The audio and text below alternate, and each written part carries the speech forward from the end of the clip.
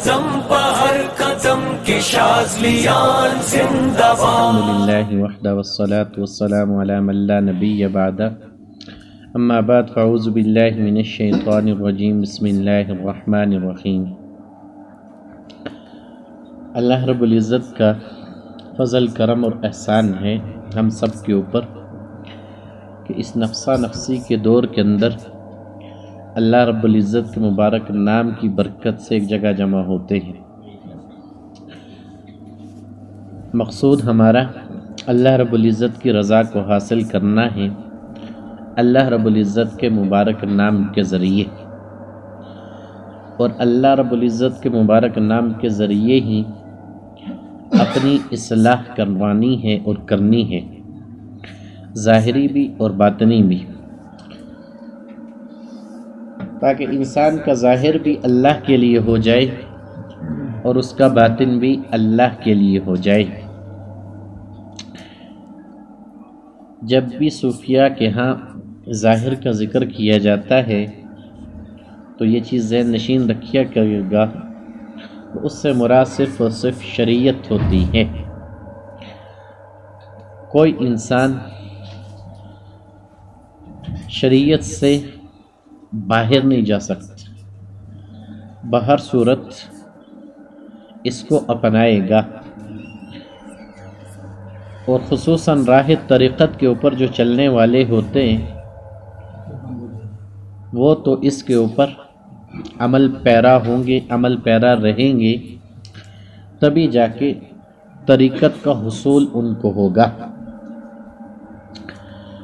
طریقت در حقیقت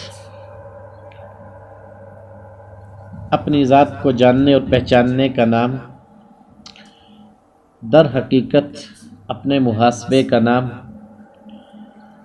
اور اپنے عمل سے آگاہی کا نام ہے.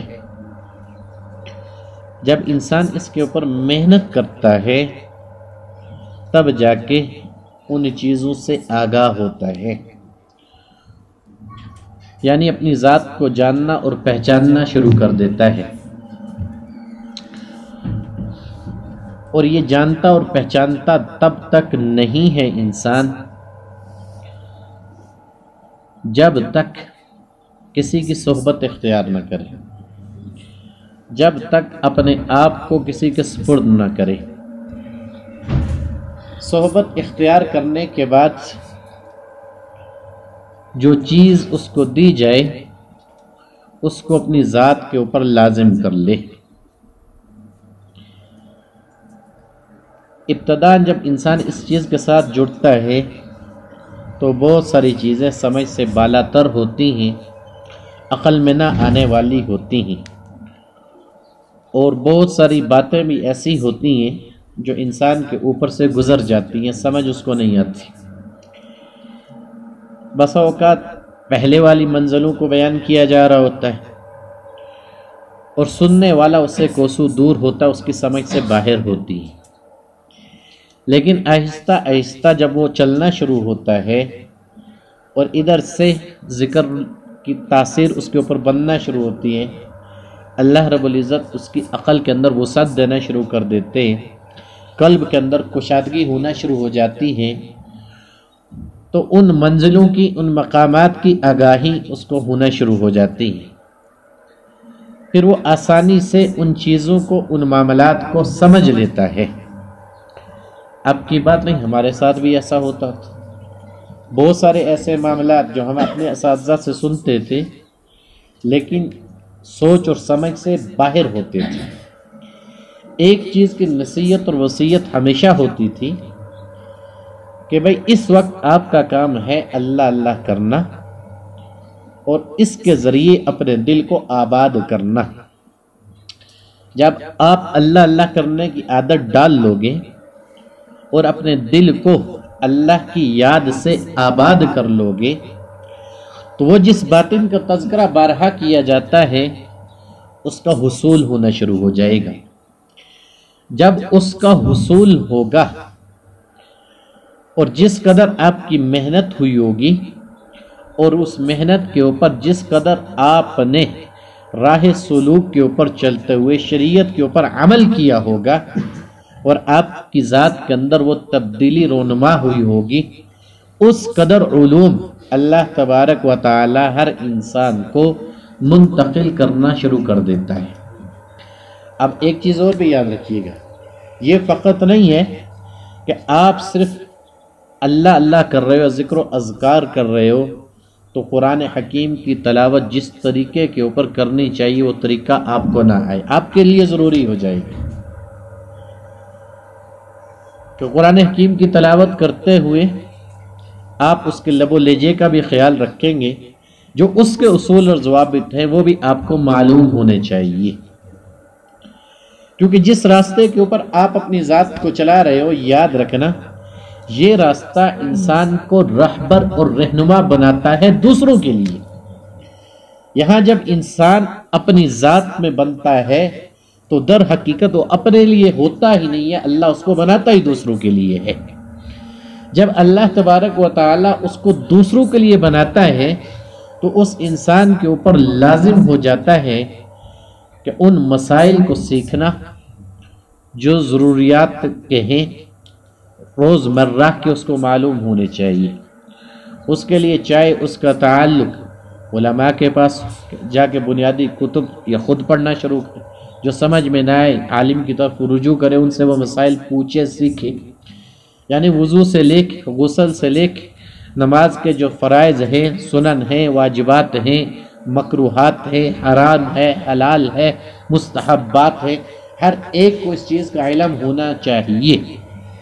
فقط یہ نہیں کہ آپ کو دم کرنے کا طریقہ آنا چاہیے، ٹھیک ہے یہ ضروری چیز ہے، اس کا انکار نہیں کرتا ہوں، اس کے ساتھ جس چیز کے ذریعے آپ نے شریعت کی اتباع کرنی ہے، جس چیز کے ذریعے آپ نے اپنی ذات کو شریعت کے اوپر چلانا ہے، اس چیز کے متعلق آپ کو آگاہی ہونا ضروری ہے، اور اس کے لیے محنت شرط ہوتی ہے کہ جیسے آپ محنت ذکر اللہ کے اوپر کر رہے ہو، ایسی آپ کی محنت وہاں بھی ہونی چاہیے جہاں آپ قرآن پاک کو سیکھو، جہاں آپ کے تلفظ بہتر ہو، جہاں آپ کا لب و لہجہ بہتر ہو، کیوں یہاں چلتے ہوئے جب اللہ رب العزت اس کی نورانیت آپ کے وجود کے اوپر لاتا ہے، آپ نے اس چیز کو محسوس کیا، خود بخود دل کے اندر تبدیلی آنا شروع ہو جاتی ہے۔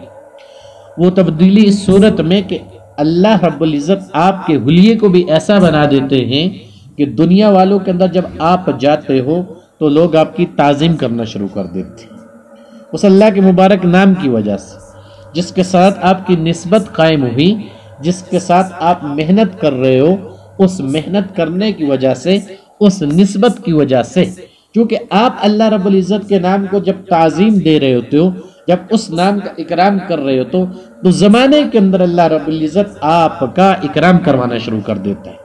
اب آپ کی شکل و صورت کو ہی دیکھ کے آپ کو کوئی کہتا ہے مولوی صاحب، کوئی آپ کو کہنا شروع ہو جائے گا قاری صاحب، کوئی آپ کو کہنا شروع ہو جائے گا حافظ صاحب۔ در حقیقت یہاں اللہ رب العزت آپ کو وہ عزت خود سے دلوا رہا ہوتا ہے، اور آپ کو تو پتہ ہے کہ آپ جہاں جو محنت کر رہے ہوتے ہو اپنے نفس کے اوپر زیادہ کہ ہم نے اس کو مارنا ہے، ہم نے اس کو جاننا ہے، ہم نے اس کو پہچاننا ہے، ہم نے اس کے خواہشات کو کنٹرول کرنا ہے، اور یہی ساری ہماری زیادہ تر محنت ہوتی ہے۔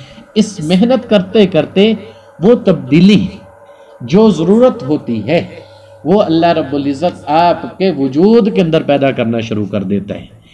اس لیے پیدا کرتا ہے، یاد رکھنا، ایک تو اللہ اللہ کرنا، اس کے ساتھ اپنی نورانیت اور جو پچھلوں کے اوپر سے فیض چلا ہوا آ رہا ہے وہ آپ تک پہنچتا ہے، تو جیسے پچھلوں کا حلیہ تھا آپ کے حلیے کی مطابقت بھی وہاں ان سے ہونا شروع ہو جاتی ہے۔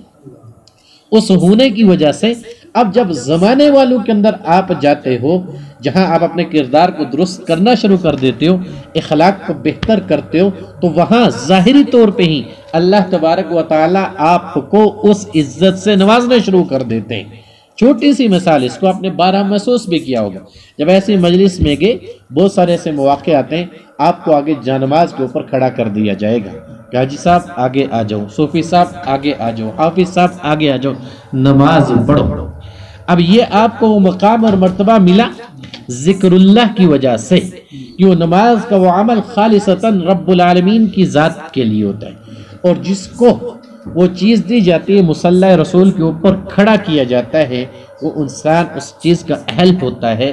اب جو سلوک کے اوپر چل رہا ہے تو اس انسان کے لیے ان مسائل کا جاننا بھی ضروری ہے کہ آپ ان بنیادی کتب کا مطالعہ کریں، ان کے اندر آپ کو پتہ ہو کہ انسان کے بنیادی عقائد کیا ہونے چاہیے، یعنی اہل سنت کے عقائد کیا ہیں، ان کے متعلق بھی آپ کے لیے آگاہی ضروری ہے۔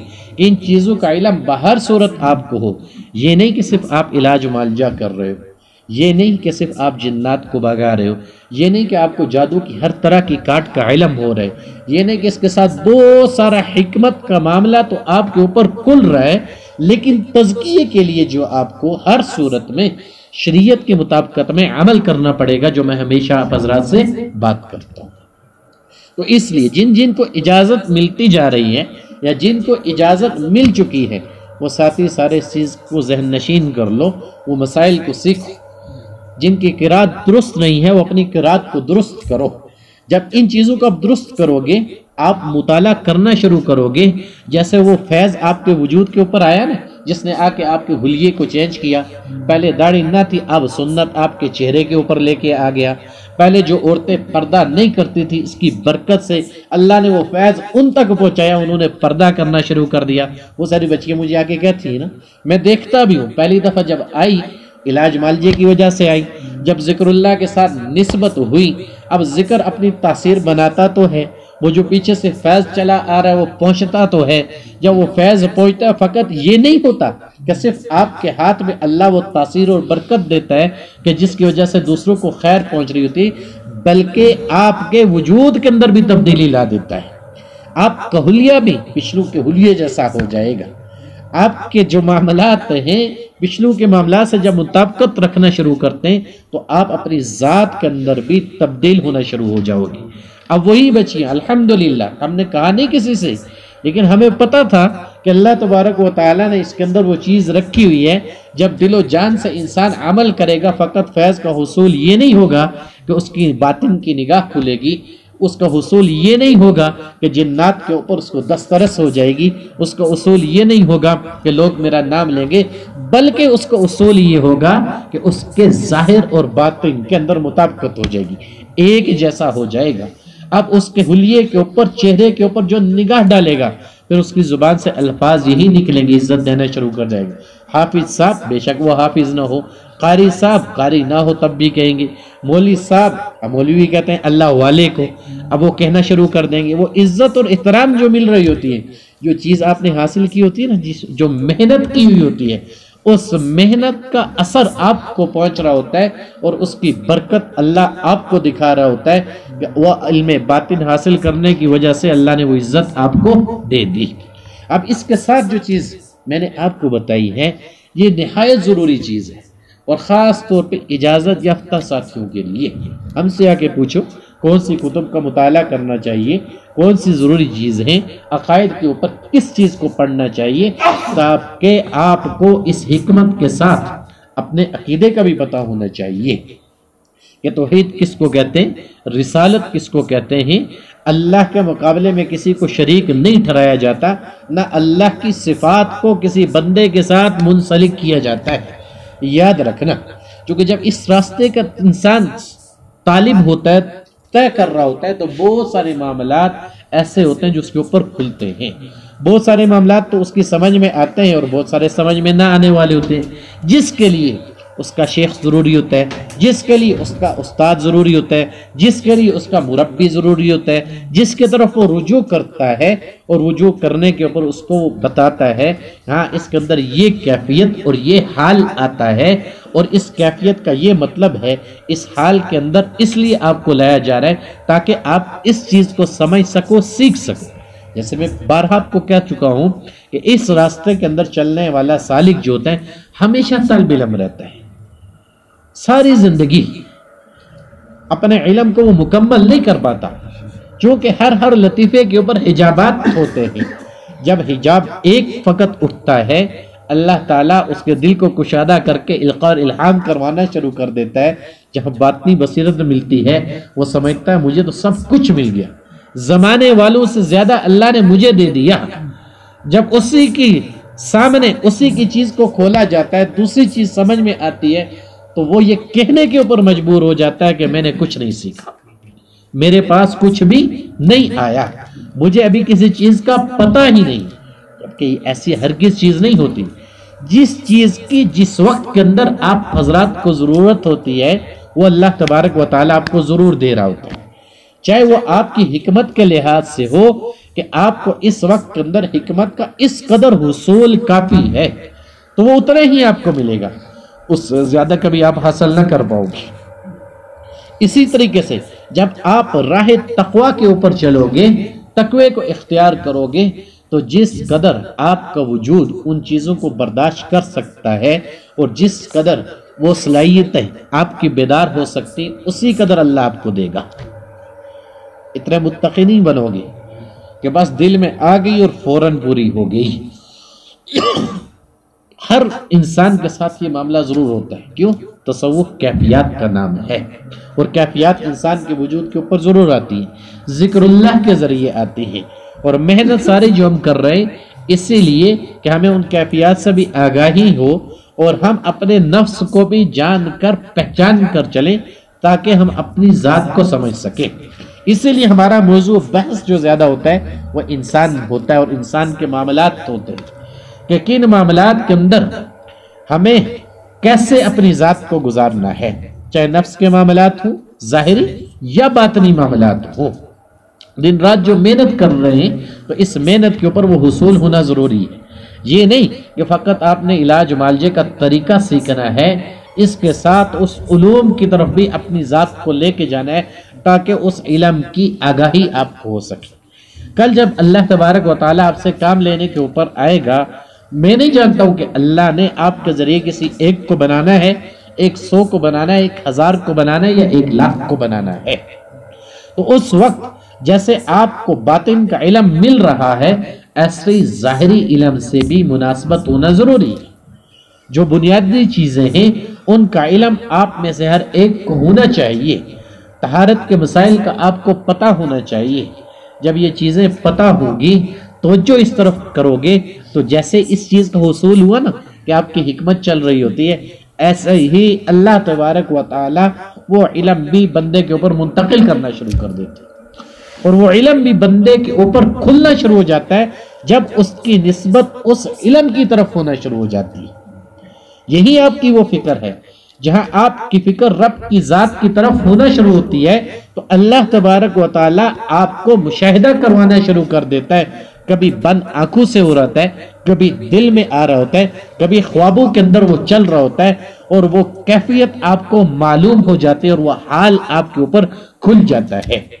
اسی طریقے کے اوپر جب انسان علم کو حاصل کرتا ہے، اس کو پڑھنا شروع کرتا ہے، اس کی فکر میں لگتا ہے، تو اللہ تبارک و تعالی وہ چیز بھی اس انسان کو منتقل کرنا شروع کر دیتا ہے۔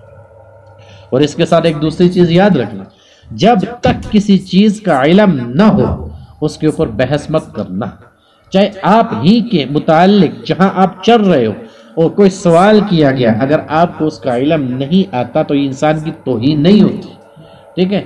امام احمد بن حنبل رحمۃ اللہ سے ایک دفعہ کس نے پوچھا تو 45 چیزوں کے اوپر انہوں نے کہا میں نہیں جانتا، میں نہیں جانتا، میں نہیں جانتا۔ اور آج تو بہت سارے صاحب علم ایسے ہوتے ہیں کہ نہیں بھی پتا ہوتا تو اس کے اوپر اپنی دلیلیں، اپنی وضاحتیں دینا شروع کر دیتے ہیں۔ تو انسان جس درجے کا ہو اس کی بات اس قدر ہی اچھی لگتی ہے، اس کو منہ سے وہی چیز سجتی ہے، جتنا اس کے پاس ہو۔ تو اپنی ذات سے کبھی اس کو بڑھنا نہیں چاہیے، کیوں؟ اب وہ اس کے اندر ہوتی یہ چیز ہے کہ یار مجھے تو لوگ ماننا شروع ہو گئے، مجھے تو بزرگ مانتے ہیں، میرے ساتھ تو خاص تعلق قائم ہو جاتا ہے، اب مجھے اس چیز کا بھی علم ہے، مجھے اس کا بھی پتہ ہے، بے شک اس کو نہ پتا ہو۔ اب یہ بھی ایک بڑائی کی قسم ہے، کبر کی قسم ہے، جو اپنی زبان سے اس چیز کو بیان کر رہا ہوتا ہے جبکہ اس چیز کو وہ جان ہی نہیں رہا ہوتا۔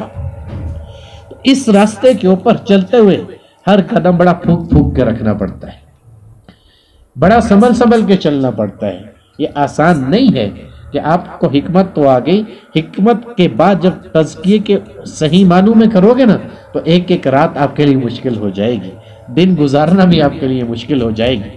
بات ساتھی پھر کہتے ہیں آپ نے ہمیں بتایا نہیں تھا اس میں یہ کیفیت بھی ہوتی ہے، جب وہ چیز واقع ہوتی ہے بھائی ہوتی ہے نا، جب اللہ نے صحابہ کے ایمان کو بنایا، جب اللہ نے صحابہ کو کامیاب قرار دیا، جب اللہ نے صحابہ کی ستاروں کے ساتھ تشبیہ دی، ہدایت یافتہ ان کو کہا، تاہم ایک چیز اور یاد رکھنا، قرآن حکیم صحابہ کی اس صفت کو بھی بیان کرتا ہے۔ اللہ کہتا ہے کہ ہم نے ان کے ایمان کا امتحان لیا، اولئک الذین امتحن اللہ قلوبہم للتقوی، ان کو جھنجھوڑا گیا، ہلایا گیا۔ تو سمجھ میں کیا آتی ہے، جب انسان صاحب ایمان بنتا ہے اس کے بعد اس کا امتحان شروع ہوتا ہے۔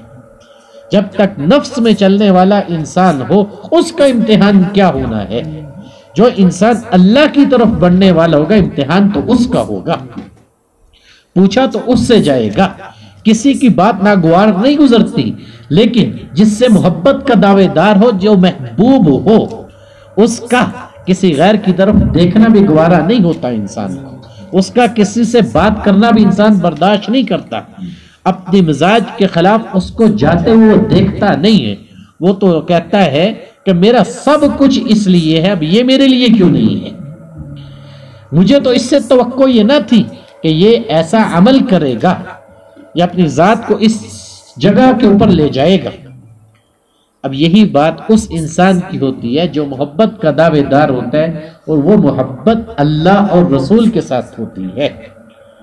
اس راستے کے اوپر آپ چلتے ہوئے اس محبت کا حصول کرتے ہو، اور وہ محبت اتنی آسان نہیں ہوتی۔ محبت کا تو اصول ظاہری بھی یہی ہے اور باطنی بھی یہی ہے، جس قدر ہوگی اس قدر آزمائش ہوگی، چاہے وہ لیلا کی مجنوں کے ساتھ ہو یا مجنوں کی لیلا کے ساتھ ہو، یا حضرت زلیخا کی حضرت یوسف کے ساتھ ہو، تو محبت کے اندر آزمائش ضرور ہوتی ہے۔ وہ محلوں میں رہنے والی تھی، پھر بھی ان کے اوپر وہ الزامات آئے کہ محبت نے ان کو بدنام کروایا، اور مجنوں کی تھی، شہزادہ تھا اور پاگل کروا دیا۔ اور یہی محبت جب اللہ کی ذات کے ساتھ ہوتی ہے، اللہ کی طرف انسان اپنے ذات کو موڑ لیتا ہے، تو بے شک سیدنا آدم علیہ السلام کو رب کی ذات سجدہ بھی کروا رہی ہو، نعمت کے طور کے اوپر، رحمت کے طور کے اوپر جنت کا حصول بھی ہو رہا ہو، ایک چیز اسی جنت کے اندر کھانے کی وجہ سے دنیا کے اندر بھیج دے کہ میں نے تجھے منع کیا تھا، اب میری محبت کے اندر یہ چیز بھی منع تھی، تو کیوں گیا اس کے پاس، کیوں تو نے اس کو کھایا؟ اب آنا، اللہ کی محبت آزمائش کے اوپر قائم ہوتی ہے۔ کوئی نبی ایسا نہیں ہے جس کو اللہ تبارک و تعالی نے آزمایا نہ ہو، اور کوئی نبی آپ کو ایسا نہیں ملے گا جو اللہ کی محبت کا دعوے دار نہ ہو، اور جس نے لوگوں کی تربیت اس طرز کے اوپر نہ کی ہو کہ لوگوں اللہ ہی سے محبت رکھنا، اللہ ہی کے راستے کے اوپر چلنا، اسی کے اوپر تمہیں کامیابی ملنی ہے۔ ہر زمانے کے اندر جو انسان بھی دین کے اوپر چلنے والا ہوگا، یاد رکھنا اس کے اوپر سخت قسم کی آزمائش آتی ہے، مصائب کا سامنا اس کو کرنا پڑتا ہے، تکلیفیں اس کو برداشت کرنی پڑتی ہیں، تب جا کے اس کو ان چیزوں کا حصول ہوتا ہے۔ کیوں؟ یہ محبت ہی اس کے لیے سبق ہوتی ہے، وہ مصیبت ہی اس کے لیے سبق ہوتی ہے، وہ تکلیف ہی اس کے لیے سبق ہوتی ہے۔ اس درد کے اندر اللہ کی محبت اور رحمت شامل ہوتی ہے۔ اللہ کی قسم جس کے اوپر تکلیف آئے نا، اور اللہ کی محبت کا حصول بھی اس کو ہوا ہو، اور اس تکلیف کے اندر بھی وہ راضی رہتا ہے۔ میری بات نہیں، انبیاء نے کر کے بتایا۔ کیا حضور کے جسم مبارک سے خون نہ نکلا؟ جسم اطہر سے وہ خون نکلا، جہاں فرشتوں نے آ کر کہا یا رسول اللہ حکم دیجئے۔ اب یہ اللہ سے محبت تھی، ٹھیک ہے، اور خلق ساری سامنے تھی، اگر حضور کہہ دیتے تو کیا نہ ہوتا۔ اب حضور کی رحمت العالمین کی صفت غالب آتی ہے، اسی محبت کی وجہ سے رب کی ذات کے ساتھ ہے۔ یہ اللہ یہ نہ صحیح، ان کی اولادیں صحیح، وہ راہ راست کے اوپر آ جائیں گی، وہ تیرا نام لینے والی بن جائیں گی۔ اگر میرے جسم سے خون نکلتا ہے تو نکلتا جائے، میں یہ برداشت کر لوں گا اپنی ذات کے اوپر۔ آج تو ہمارے معاملات زیادہ تر ہمارے ذات کے ہوتے ہیں نا، کہ یار میں ذکر کر رہا ہوں میرا کام نہیں بنا، میں ذکر کر رہا ہوں میری بیماری ٹھیک نہیں ہوئی، میں ذکر کر رہا ہوں، میں مشکل میں ابھی تک ہوں، میں ذکر کر رہا ہوں، میرا کوئی معاملہ نہیں کھلا، مجھے کچھ سمجھ میں نہیں آیا، میں ذکر کر رہا ہوں، میری تسبیح نہیں چلنا شروع ہوئی۔ اب یہ تو حصول جتنا میں انسان کے اپنی ذات کے لیے ہوتی ہیں، اور انسان اپنی ذات کے اندر حریص ضرور ہوتا ہے، اور وہ حرص اس کا مرتے دم تک ختم نہیں ہوتا۔ جب یہی سارے معاملات وہ رب العالمین کی ذات کی طرف موڑتا ہے نا، پھر وہ بھول جاتا ہے، وہ پھر منصور حلاج کی طرف سولی چڑھ جاتا ہے، لیکن رب سے محبت کا دعویدار رہتا ہے، جس کی اس کی راکھ بھی گواہی دیتی ہے، ہاں یہ اللہ کا عاشق تھا، اس نے اللہ سے حقیقی محبت کی تھی۔ تو آپ بھی راہ سلوک کے اوپر جب چل رہے ہو تو اس چیز کا حصول جب آپ کو ہونا شروع ہو جائے گا تو یاد رکھنا تکالیفیں آئیں گی، مصائب آپ کے اوپر آئیں گے، اس قدر آئیں گے، اس قدر تنگی ہوگی کہ آپ یوں کہو گے اس تسبیح کو میں اٹھاتا ہوں اور پھینکتا ہوں، نہیں اٹھاؤں گا، نہیں پڑھوں گا، اس نے مجھے فائدہ ہی کیا دیا۔ لیکن وہ رب العالمین کی ذات ہے نا، انسان خود سے نہیں آتا، یاد رکھنا، وہ لے کے آتا ہے، انسان خود نہیں کرتا، وہ کرواتا ہے۔ یہاں جب انسان آتا ہے خود نہیں دیکھتا، وہ دکھاتا ہے، خود نہیں سنتا، وہ سنواتا ہے، یہ چیز اس کی سمجھ سے باہر ہوتی ہے۔ جب ذکر کی تاثیر بڑھتی ہے نا، ذرا سا پردہ ہٹتا تب سمجھ میں آتی ہے کہ میں تو ساری زندگی اس برے عمل سے اپنے آپ کو نکال ہی نہ پاتا تھا، کب تک اتنا عرصہ ہو گیا میری تو نگاہ ہی اس کی طرف نہ گئی۔ اللہ یاد بھی کرواتا ہے، ٹھیک ہے، یہ اس کی عادت بھی ہے۔ حضور کو بھی بتلایا تھا کہ پیغمبرہ یاد کرنا کہ جس وقت وہ کفار تاک لگائے ہوئے بیٹھے تھے، کیسے ہم نے آپ کو ان کے درمیان میں سے نکالا تھا، کیسے ان کو اندھا کر دیا تھا۔ اب یہ محبت میں ہو رہا ہے، اور یہی بندے کے ساتھ بھی رب کی محبت ضرور ہوتی ہے۔ اس لیے جب انسان اس میں اللہ کی طرف بڑھتا ہے، ایمان بننا شروع ہوتا ہے، تب اس کی نگاہ اپنے عیوب کے اوپر ضرور جاتی ہے، پھر کہتا ہے اللہ تیرا شکر ہے، کم سے کم کچھ نہ صحیح اس برائی سے بچا تو ضرور، کم سے کم کچھ نہ صحیح اپنے آپ کو اس جگہ پہ تو نہ لے کے گیا، تو نے میرے ہاتھوں کی حفاظت کر دی، نگاہوں کی حفاظت کر دی، میری زبان کو تبدیل کر دیا، یہی میرے لیے کافی ہے۔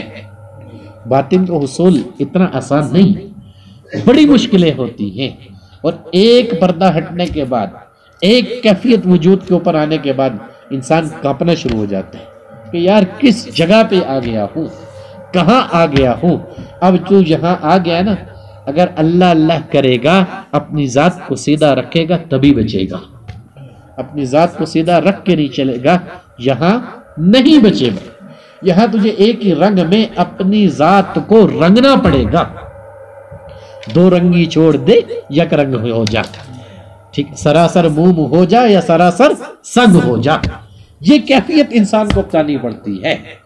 اب جب وہ چل پڑا، اجازت مل گئی، راہ تقوی کا کچھ نہ کچھ علم کا حصول ہو گیا، اب اس کو اپنی ذات کو یوں سیدھا کر کے چلانا پڑے گا اللہ کے لیے۔ بھائی جس اللہ نے تجھے اتنی بڑی چیز دی، اس چیز نے آ کے تیری نماز درست کروائی، اس چیز نے تیرے قرآن کی تلاوت درست کروائی، اس چیز نے تیرے اخلاقیات کو درست کروایا، اس چیز نے تیرے کردار کو بنوایا، اس چیز نے تجھے عزت اور احترام کرنا سکھوایا، اس چیز نے دنیا کے اندر لوگوں کے سامنے تجھے عزت دینا شروع کی، تو تو بھی اپنی ذات کو سیدھا رکھ کے چلے گا تو تو بچتا رہے گا۔ ریا تیرے اندر سے یہ ختم کر دے گی، کبر کسی قسم کا تیرے اندر نہ رہے گا، حسد ذرا سا بھی تیرے وجود کے اندر باقی نہ رہے گا۔ لیکن پھر بھی ہم علاج و معالجہ کرتے ہیں، دن رات شیاطین سے ہماری جنگ جاری ہوتی ہے، بعض اثرات پلٹ کے آتے ہیں، اس کی نحوست اپنی جگہ ضرور ہوتی ہے۔ انسان ہے نا، کمزور ہے تخلیق کے لحاظ سے، بعض اوقات بات کر بیٹھتا ہے، بڑے بول بیٹھتا ہے، بعض اوقات دعوے بڑے کر بیٹھتا ہے، تو اپنے ہر چیز کے اوپر اللہ سے معافی مانگا کرو، باوجود اس کے کہ انبیاء کا سردار بنانے کے، باوجود اس کے کہ نبوت کا وہ تاج جو حضور علیہ السلام کے مبارک سر کے اوپر سجایا گیا، اللہ بارہا قرآن حکیم میں کہتا رہا پیغمبرہ آپ کا کام ہے استغفار کرنا، اپنے رب کی تسبیحات کو بیان کرنا، کہ آپ استغفار کرتے رہیں اور اپنے رب کی تسبیحات کو بیان کرتے رہیں۔ میں پہلے بھی آپ حضرات کو بتا چکا ہوں.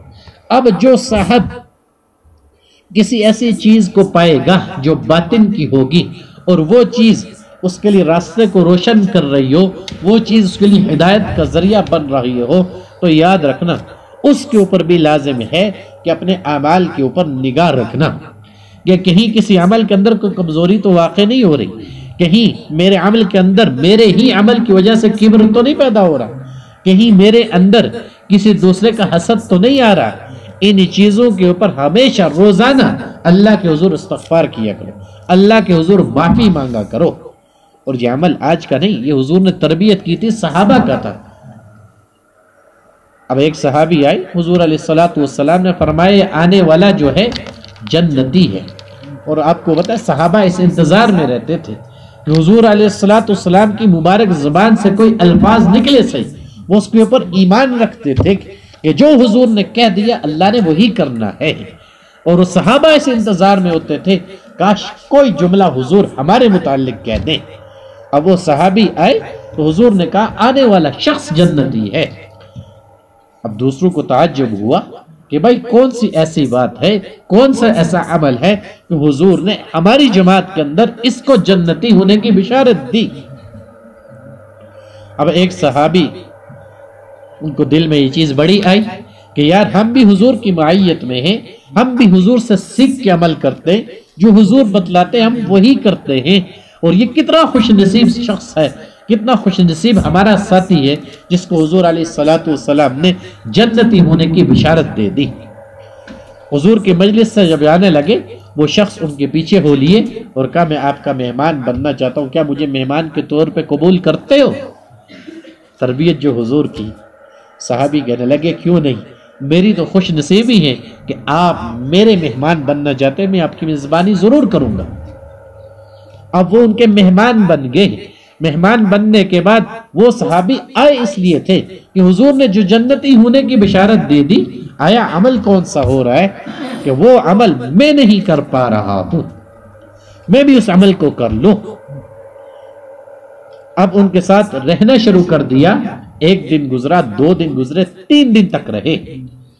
اب دیکھ رہے ہیں اب یہ نماز مختصر پڑھ رہے ہیں جو میزبان تھے، اور جو مہمان بن کے گیا اس کی نماز بہت لمبی ہے.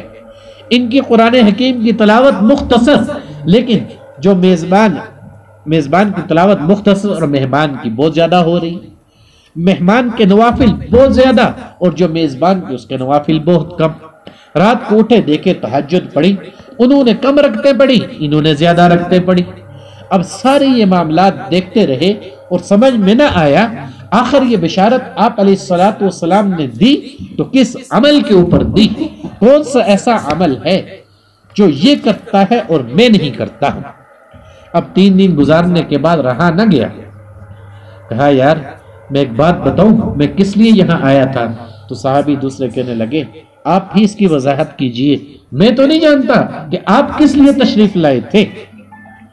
تو وہ کہنے لگے میں اس لیے آیا تھا کہ آپ علیہ السلام نے جب تمہیں جنتی ہونے کی بشارت دی تو میرے دل کے اندر یہ چاہت پیدا ہوئی کہ کون سا ایسا عمل ہے جس کو تو کر رہا ہے کہ اللہ کے نبی صلی اللہ علیہ وسلم کو بڑی مجلس میں کہنا پڑا کہ آنے والا شخص جنتی ہے. اب میرے دل کے اندر بھی یہ چیز پیدا ہوئی کہ میں اس چیز کو سیکھ سکوں. اب جو سن رہا ہے وہ کہتا ہے کہ تم نے تو 3 دن میرے ساتھ گزار لیے، بھائی میرا ایسا کوئی عمل نہیں ہے، تو نے دیکھ لیا، میرے سب عملوں کا مشاہدہ کر لیا.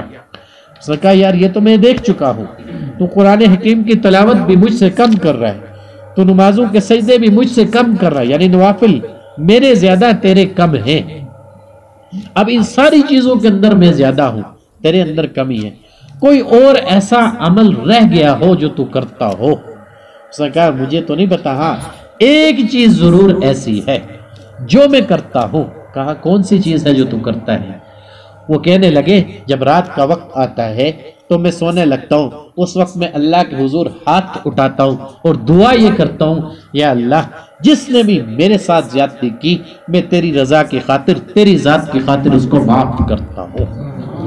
اگر میں نے خود کسی کے ساتھ زیادتی کر دی، کسی کے ساتھ کوئی معاملہ ایسا کر دیا تو تو اپنی خاطر مجھے معاف کر دے. بس یہ میرا ایک عمل موجود ہے.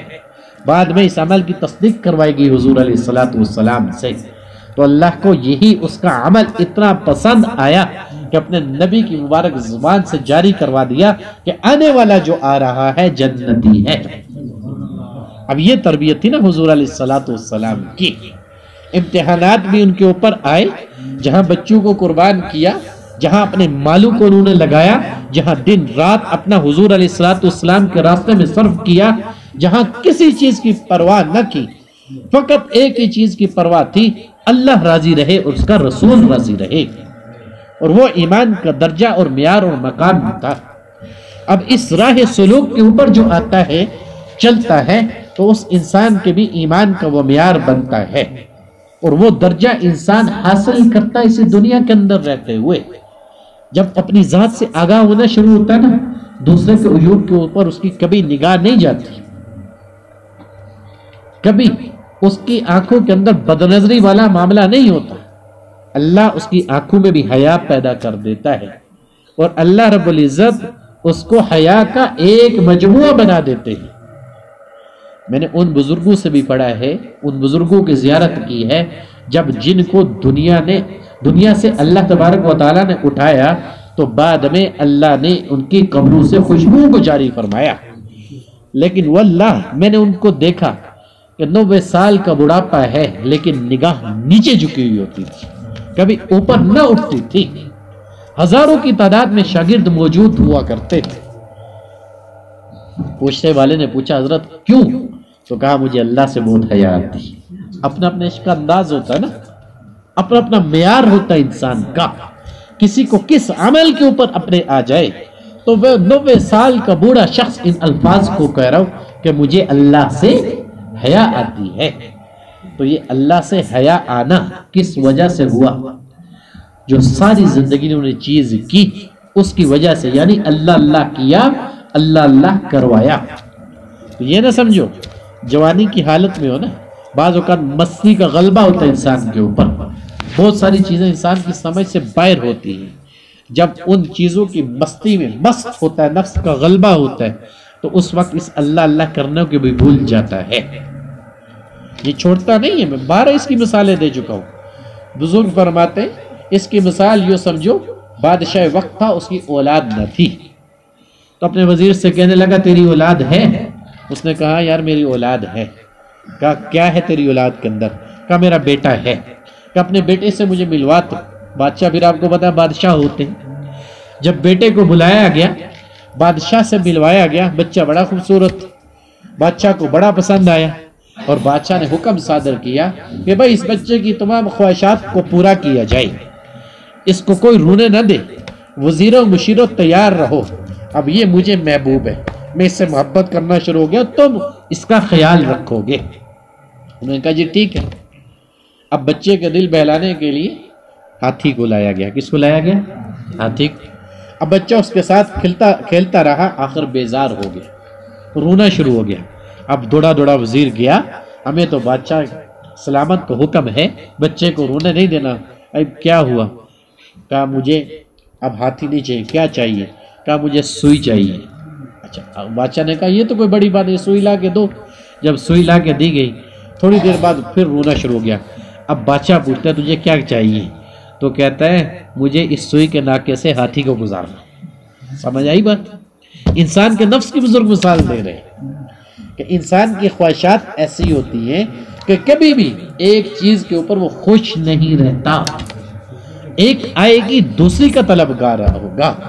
جب دوسری کا طلبگار ہوگا، کوئی ایسی بھی ہوگی جو عقل کے خلاف بھی ہوگی، تب بھی جائے گا یار اس کا مزہ ضرور لے لوں، بے شک مجھے اس کا حصول ہو یا نہ ہو. میری آنکھیں تو یہ نظارہ دیکھ رہی ہیں نا، میرے کان تو ان چیزوں کو سن رہے ہیں نا. تو یہ انسان کے نفس کی کیفیت ہوتی ہے جو انسان کو کبھی جانے نہیں دیتا.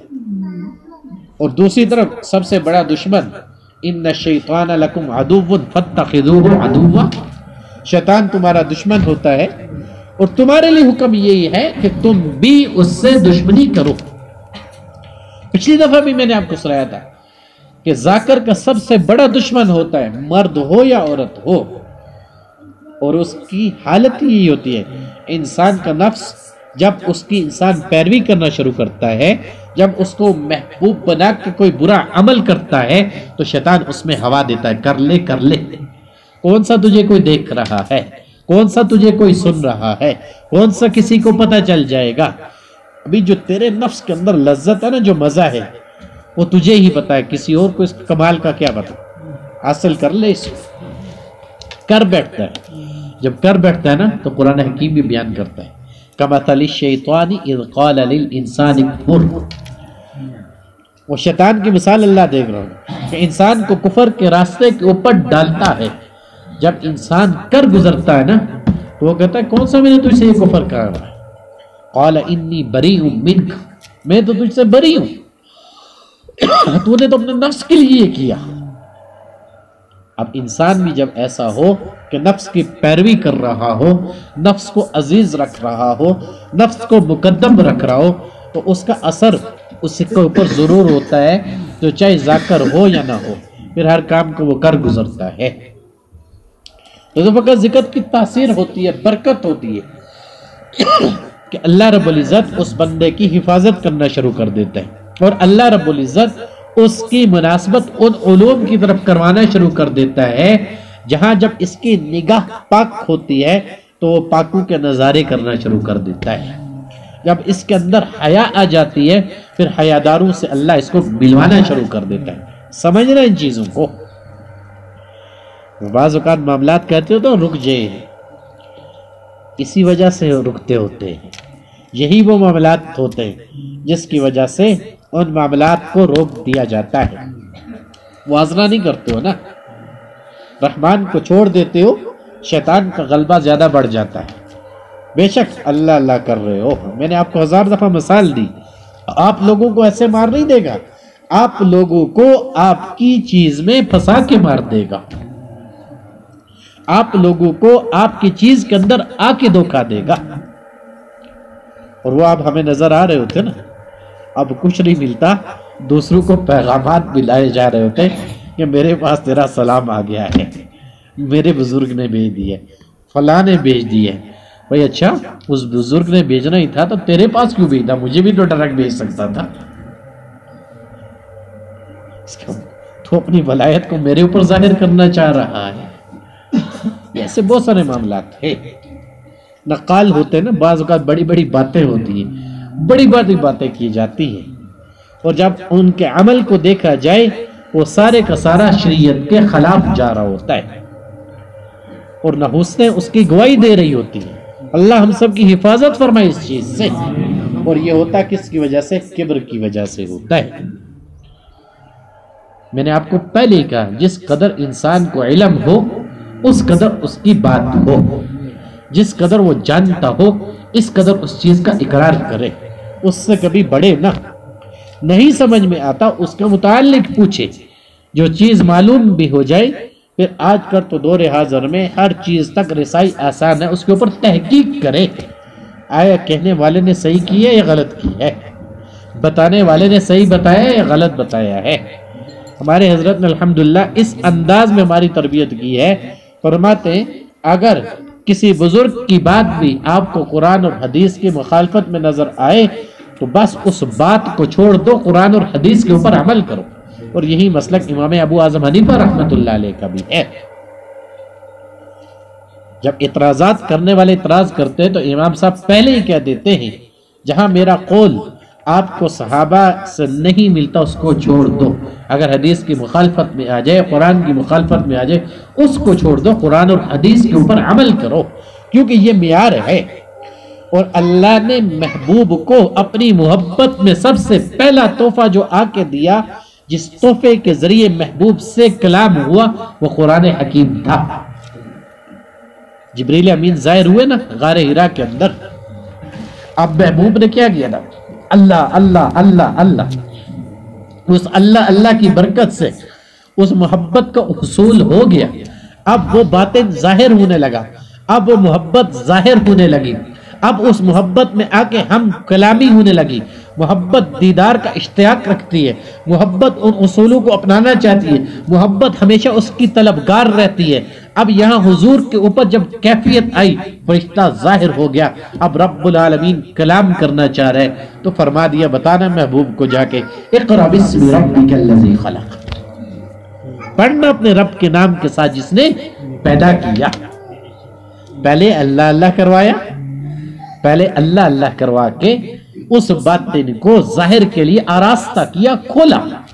کیوں انسان رب کو کیوں پہچانتا، کیوں اس کی طرف بڑھتا ہے؟ کیوں اس کی تخلیق کے اندر، ماہیت کے اندر یہ چیز رکھ دی گئی۔ یاد رکھنا قرآن حکیم اس کو بیان کرتا ہے، کوئی نئی چیز نہیں ہے۔ الست بربکم، جب اللہ نے ارواح کو پیدا کر کے سب سے یہ کہا تھا کیا میں تمہارا رب نہیں ہوں، اس وقت تمام ارواح نے اقرار کیا تھا، قالوا بلا، کیوں نہیں، بے شک آپ ہمارے رب ہو۔ اس کا مطلب ہے کہ انسان کے مادے کے اندر یہ چیز شامل ہے، جو رب کے ساتھ اس کی انسیت اور محبت بڑھ جاتی ہے نا، وہ اسی وجہ سے جو اللہ نے اس کو ابتداء اپنے قرب کے اندر رکھا تھا، بعد میں اس کے لیے یہ فانی وجود بنایا، بعد میں اس کو یہ فانی وجود دیا۔ اب وہ چیز جس نے وہاں اقرار کیا تھا الست بربکم، اس کے وجود کے اندر داخل ہو گئی۔ اب جب آ کے اس راستے کے اوپر چلتا ہے، رب کی محبت کو تلاش کرتا ہے، پھر اس کے وجود کا انگ انگ گواہی دیتا ہے، پھر وہ مست ہو کے کہتا ہے اللہ اللہ اللہ۔ اس لیے یہ کیفیت بنتی ہے۔ یہاں کیفیت کوئی نئی چیز نہیں ہے، اب اس کو بنایا بھی اللہ نے، وہاں اللہ نے شروع کے اندر ہی آپ کو دے دیا۔ اب جب آپ اللہ اللہ کرتے ہو، جہاں ظاہر بھی درست ہو رہا ہے، جہاں باطن بھی درست ہو رہا ہے، اور محبت کی وہ کیفیت نصیب ہو رہی ہوتی ہے کہ مائے سوائے اللہ کے ہر چیز انسان کے دل سے نکل رہی ہوتی ہے۔ اور برکت ساری کس کی ہوتی ہے؟ ذکر اللہ کی۔ میرے اور آپ کے لیے وہ چیز ہے نا، انسان اسی چیز کا اظہار کرتا ہے جس چیز کے ذریعے وہ بنتا ہے۔ دنیا داری کی فیلڈ میں ہو تو فخر سے کہتا ہے میں فلاں یونیورسٹی کو پڑھا ہوا ہوں، میرے سرٹیفکیٹ فلاں یونیورسٹی کے ہیں، میں نے اے لیول کیا یا او لیول کیا، اپنی تعلیم کا اظہار کرتا ہے۔ تو جو اللہ والا ہوتا نا، اس کو بھی فخر ہونا چاہیے کہ میری نسبت الحمدللہ سلسلہ نقش بندیہ شاذلیہ کے ساتھ ہے، اللہ نے مجھے اس کے ساتھ جوڑا، اللہ نے مجھے اس کے ساتھ بنایا، اللہ نے اس کے ساتھ میرے سینے کے اندر اس محبت کو جگایا، اور وہ محبت جو مجھے اللہ اور رسول کو محبوب بنانا سکھاتی ہے اور اس راستے کے اوپر چلاتی ہے۔ اور محبت وہی ہے جہاں تک انسان پہنچتا ہے، جہاں اس کی ابتدا ہو کے اللہ نے عہد لیا تھا کیا میں تمہارا رب نہیں ہوں، اس وقت سب نے جھوم کر محبت میں آ کے کہا تھا ربا تو ہی ہمارا رب ہے۔ اب یہاں بھی صفانی وجود کے ساتھ جب انسان اس طرف بڑھتا ہے نا، پھر وہ کیفیت ضرور آتی ہے، پھر وہ پہچان ضرور حاصل کرتا ہے، جہاں پھر آ کے اس چیز کا وہ بڑا جھوم کے اعلان کرتا ہے، پھر وہ اپنا انداز ہوتا ہے، اس انداز کو بعض اوقات بیان نہیں کیا جا سکتا۔ دیوانہ ہوتا ہے نا، بے خودی میں بڑی بڑی باتیں کر جاتا ہے۔ تو یہ ایسے معاملات ہوئے، واقعات میں آپ کو پہلے بھی بہت سارے سکھا چکا ہوں، بتلا چکا ہوں۔ الغرض الحمدللہ اس اللہ کا کرم اور فضل ہے۔ باقی رہی جب آپ اس چیز کے ساتھ منسلک ہو تو اپنی چیزوں کے اندر کمی مت کرنا، اپنی چیزوں کو کم تر مت سمجھنا، کم تر سمجھا تب بھی نقصان اٹھاؤ گے، کمی کی تب بھی نقصان اٹھاؤ گے۔ اور اس قدر بھی اللہ معافی دے، الفاظ کو بولنا نہیں چاہیے، کہنا نہیں چاہیے۔ حدود جب انسان کراس کرتا ہے تو اللہ کی پکڑ میں ضرور آتا ہے۔ اس کی ہزاروں مثالیں ہمیں ملی، جہاں حضور کا فرمان ہی آ گیا کہ جو بکری ریوڑ سے جدا ہوتی ہے اس کو اٹھا لیا جاتا، اچک لیا جاتا، شیطان اس کو اٹھا لیتا ہے۔ تو گمراہ جو ہو جاتا ہے پھر اس کے لیے نہ دین رہتی ہے نہ دنیا رہتی ہے، وہ تباہ و برباد رہتا ہے، نہ خدا ہی ملا نہ وصال سلام، نہ ادھر کے رہے نہ ادھر کے رہے ہم۔ یہ کیفیت ہوتی ہے انسان کی، جس کو اللہ تبارک و تعالیٰ دیتا ہے، جس کو اللہ تبارک و تعالیٰ بناتا ہے۔ میں نے پہلے عرض کیا وہ اب اپنی ذات کے لیے نہیں رہے گا، وہ دوسروں کے لیے ہو جائے گا، اب وہ کبھی دعوے دار نہیں ہوگا۔ تو خانقاہ کے ساتھ جڑنے کا مقصد یہ ہوتا ہے کہ اس کا عزت اور احترام بھی آپ کے دلوں میں ہونا چاہیے، جس سے سیکھ رہے ہو اس کی عزت اور احترام بھی ہونا چاہیے۔ پچھلے بزرگوں نے نا جب کسی سے خالی بیعت ہی کیا، اصلاح کی نیت سے ہی گئے، تو جلدی سے انہوں نے قبول نہیں دیا۔ ایک ہی مثال دوں تو کافی ہے، ہمارے جامعہ اشرفیہ لاہور والے مفتی حسن صاحب رحمۃ اللہ علیہ، یہ خلیفہ بنے مولانا اشرف علی تھانوی کے۔ اب یہ عالم تھے اور درس حدیث پڑھا رہے تھے، مفتی بھی تھے، اللہ نے بے پناہ علم سے نوازا ہوا تھا۔ اب دل میں یہ بات آئی اور بڑی پیدا ہوئی کہ مجھے بھی کسی اللہ والے کے ہاں بیعت ہونا چاہیے تاکہ میں اپنی باطنی اصلاح کر سکوں۔ حضرت کو خطوط لکھنا شروع کر دی، اور پہلے وقتوں کے اندر آپ کو بزرگوں کے بہت سارے خطوط ملیں گے۔ ایک پورے حضرت مجدد الفسانی رحمۃ اللہ علیہ کی پوری کتابیں ان کے اوپر چھپی ہوئی ہیں۔ تو خط لکھتے مفتی صاحب اور حضرت شیخ ان خطوں کا جواب نہ دیتے، کہتے کہ بھائی آپ تو عالم ہو، مفتی ہو، بیعت کرنا کوئی فرض واجب نہیں ہے، کوئی ضرورت نہیں ہے۔ اب حضرت یہ کہتے کہ بھائی آپ کو اللہ نے نوازا ہوا ہے، آپ اللہ کی محبت دلوں میں ڈال دیتے ہو، اللہ نے آپ کو وہ تاثیر دی ہوئی ہے، تو میں چاہتا ہوں کہ میرا بھی شمار ان غلاموں کے اندر ہو جائے جو آپ کے ساتھ ہے، کہ جن کے دلوں کے اندر اللہ کی محبت موجود ہے۔ تو مفتی صاحب بارہا ٹال بیچتے تھے، وہ ٹال دیا کرتے تھے۔ اب یہ حسرت تھی کہ دل کے اندر بارہا آ رہی تھی کہ یار کوئی نہ کوئی کمی باقی ہے۔ اب ایسی پیاس تھی جو بجھنے کا نام لے رہی تھی، بظاہر اس کے تو وہ علم پورا تھا، بظاہر اس کے درس و تدریس کیا کرتے تھے، بظاہر اس کے کہ جامع مسجد کے بہت بڑے خطیب بھی تھے۔ اب آخر رہا نہ گیا اور خود تشریف لے گئے حضرت تھانوی رحمۃ اللہ علیہ کے پاس اور کہا حضرت مجھے قبول کر لو، اپنے غلاموں میں مجھے بھی شامل کر لو۔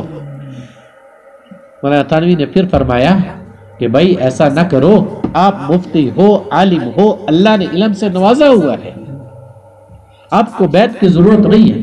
کہا نہیں حضرت، اب جب آیا ہوں تو آپ کا دامن نہ چھوڑوں گا۔ اب وہ اچھا، تو پھر اگر تم مجھے نہیں چھوڑتے تو یاد رکھو میری 3 شرطیں۔ میری کتنی شرطیں؟ 3 شرطیں۔ اب ان 3 شرائط کے اوپر عمل کرو گے تو میں تجھے قبول کرتا ہوں۔ کہ حضرت جو بھی شرطیں لگانی ہے لگاؤ، میں تیار ہوں۔ تو کہا پہلی بات تو بھائی یہ ہے کہ آپ کی زبان پنجابی ہے، آپ پنجابی زبان بولتے ہو، جس کی وجہ سے عربی کے تلفظ بگڑ جاتے ہیں۔ تو آپ آج کے بعد اردو بولنا شروع کرو گے اور آپ قرات پڑھو گے کسی قاری کے پاس جا کے، اس کے شاگرد بن کے، وہ آپ کی قرات ٹھیک کروائے گا۔ کہ حضرت مجھے منظور ہے۔ کہا دوسری شرط کیا ہے؟ کہا مجھے تمہارے متعلق اس چیز کا علم ہے کہ تم نے کچھ کتابیں ایسی ہیں جو غیر مقلدین سے پڑھی ہیں، ٹھیک ہے، جو صرف اس چیز کے دعوے دار ہوتے قرآن اور حدیث، قیاس اور اجماع کو تو مانتے ہی نہیں نا، فقط 2 ہی چیزیں۔ تو وہ جراثیم تمہارے اندر موجود ہے، تم ایسا کرو گے کسی صاحب نسبت بزرگ کے پاس جاؤ گے، دوبارہ نئے سرے سے طالب علموں کے ساتھ بیٹھ کر ان کتابوں کو پڑھو گے۔ اب مفتی ہے، خود درس و تدریس دے رہے، خود بخاری پڑھا رہے، اب وہ کہتا ہے حضرت مجھے یہ چیز بھی منظور ہے کہ میں ان کتابوں کو کسی صاحب نسبت سے پڑھوں گا۔ اور تیسری چیز کہا میں بھائی آپ کی اہلیہ سے خلوت میں کچھ بات کروں گا، آپ کے متعلق سوالات کرنے۔ دیکھو شرطیں بھی کیسی عجیب رکھی، کوئی کسی کو کہے نا کہ میں تیری بیوی سے الگ میں اکیلے میں بات کروں گا، کہ ایسا بزرگ ہے، کہاں کی بزرگی آ گئی، لیکن آزمائش تھی۔ کہ حضرت مجھے یہ شرط بھی منظور ہے۔ کہ تینوں شرائط کے اوپر انہوں نے عمل کیا، پھر حضرت نے ان کو خلافت عنایت فرمائی۔ بہت مشکل معاملہ تھا کہ 12 خطوط لکھے، پھر وہاں جا کے پہنچے، اجازت طلب کی، بارہا صرف اس چیز کے لیے رگڑا لگایا۔ آج تو ہم تو اتنا جلدی انتظار بھی نہیں کرواتے، جلدی خلافت دے دیتے، پھر جلدی اجازت دے دیتے۔ ہمارے سلسلے کے اندر اجازت ملنے کے بعد ہم ہی پہ سوار ہو گئے، خلافت ملنے کے بعد سارا علم ہمارے لیے ہو جاتا ہے۔ بھائی یہ کوسوں دور کی بات ہوتی ہے۔ اتنا کافی نہیں ہوتا. استاد ایک ایسی چیز ہے کہ جب تک انسان زندہ تب تک اس کی ضرورت اس کو پڑتی رہتی ہے. بے شک عام درجے کا ہو یا نجم الدین کبرا رحمت اللہ علیہ کا شاگرد ہو اتنے بڑے درجے کے اوپر، امام راضی جیسا شخص کیوں نہ ہو. آج کی بات نہیں کر رہا ہوں، ان بزرگوں کی بات کر رہا ہوں جن کو 1000 سال پہلے گزر چکا. نجم الدین کبرا رحمت اللہ بڑے نام ہیں، شاگرد امام راضی ہے. شیطان ظاہر ہوا تھا پہلے بھی آپ کو بتایا تھا. اس نے کہا تھا اللہ کی ذات کو مانتا ہے، کہا مانتا ہوں. تو اس کی ذات کے اوپر دلائل دے سکتا ہے، دے سکتا ہوں. دینا شروع کی تھی، رد کرتا گیا. اب امام راضی کو بھی سمجھ نہ آئی، آنکھیں بند کر لی، کشف ہو گیا. اب یہاں استاد کی وہ توجہ کام آئی. جو ہی کشف ہوا استاد کہتا ہے، یہ الفاظ سنائی دیتے، کہاں اپنے آپ کو پھنسا بیٹھا ہے. اس ملعون کو کب سے تو دلائل دے رہا ہے؟ اس کو ایک ہی بات کہ میں اللہ کی ذات کو بغیر کسی دلیل کے مانتا ہوں، اللہ کی ذات کو بغیر کسی دلیل کے مانتا ہوں. جب یہ بات کہی فوراً الٹے پاؤں بھاگا ہوا. امام شافعی رحمت اللہ علیہ کے سامنے بھی آیا اور آ کے سوال کیا. کہا حضرت میں آپ سے ایک سوال کرنا چاہتا ہوں. کہا پوچھ، کیا سوال کرنا چاہتا ہے؟ کہا مجھے یہ بتائیے، ایک انسان کو اللہ نے اپنی مرضی سے پیدا کیا، پھر وہ اس کی مرضی اس کو جنت میں ڈالے یا جہنم میں ڈالے، اس کے اوپر ظلم کرے یا اس کے ساتھ خیر فرمائے، تو کیا یہ ظلم نہیں ہے اس انسان کے ساتھ کہ پیدا اس کو کیا اور خود ہی اس کے لیے سزا اور جزا کو مقرر کر رہا ہے؟ سوال بھی کیسا الجھانے والا کیا. امام شافعی رحمت اللہ علیہ خاموش ہو گئے. تھوڑی دیر خاموش رہے، اس کے بعد جواب دیا. کہا ملعون یہ بتا، کیا تو اپنی مرضی سے پیدا ہوا؟ کہا ہاں، اگر تو اپنی مرضی سے پیدا ہوا تب تو مظلوم ہوتا. جب تجھے اس نے اپنی مرضی سے پیدا کیا تو یہ کہنے والا ہوتا کون ہے کہ تم مظلوم ہے؟ تو بغیرت دفع ہو جائے. جب اس نے اپنی مرضی سے پیدا کیا تو وہ جیسے چاہے تصرف کرے نا، اس کو کوئی پوچھنے والا نہیں ہے. اب ایک انسان کوئی ایسی چیز پیدا کر لے کہ جس کو وہ احساس اور جذبات ہو، جو یہ کہے کہ میں ایسے بنوں گی، ایسے ہوگی، یہ ہوگا، فلاں ہوگا، اور یہ قدرت اور طاقت کسی اور میں ہے ہی نہیں سوائے اس کی ذات کو چھوڑ کے. جب وہ بھاگنے لگا نا، اس نے کہا شافی یہ وہ سوال ہے جس سے میں نے مقام عبودیت سے 70,000 اولیاء کو گرا دیا. جس سوال کا جواب تو نے مجھے دیا ہے. بہت بڑے بڑے دعوے دار ہوتے ہیں، یاد رکھنا، دعوے سارے کے سارے درے رہ جاتے ہیں. انسان کا اپنا وہی ہوتا ہے جس کے اوپر اس کی محنت ہوئی ہوتی ہے. نعرہ کیا لگا رہے ہیں؟ علی علی علی علی. نہ استنجا ہوا نہ وضو ہوا اور منہ سے بدبو آ رہی ہوگی اور نشے کی حالت میں. تو ہمارے بزرگ فرمایا کرتے ہیں ملنگ کا کوئی چکر نہیں ہے علی کے ساتھ. ہمارے بزرگ فرمایا کرتے ہیں کہ ملنگ کا کوئی چکر نہیں ہے علی کے ساتھ. بے شک تو منہ سے کہتا رہنا، کہنے سے کچھ نہیں ہوتا. علی کا جب فیض آتا ہے انسان کے اندر غیرت بھی ہوتی ہے. علی کے جب فیض آتا ہے انسان کے اوپر علم و حکمت کے راز اور اسرار بھی کھلتے ہیں.